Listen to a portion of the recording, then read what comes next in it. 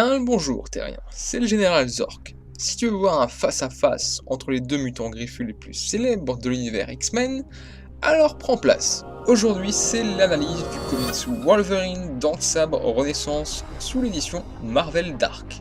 Le récit nous plonge dans une aventure sombre, violente ainsi que sanglante.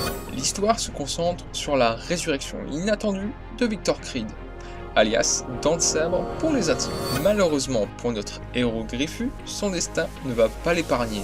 Cloak a dû libérer Romulus de la dimension noire. En échange, la vie de Dagger sera épargnée.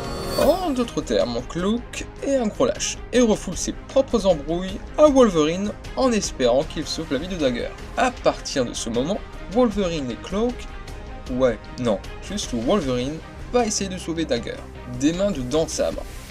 Non, de Romulus, car lui aussi il veut se joindre à la fête et tuer notre mutant.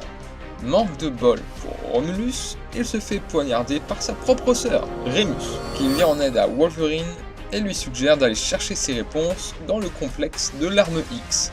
Et sur quoi il tombe, notre mutant qui a la poisse? Une armée de Dents de Sabre clonée par Romulus. Au fil de l'intrigue, on apprend que Wolverine est issu de la lignée des Homo lupus et non des Homo sapiens. De plus, la quête de Romulus est de créer une nouvelle espèce.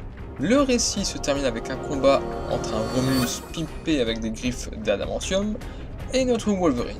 Le récit est signé Jeff Lobb et les dessins sont réalisés par Simone Bianchi.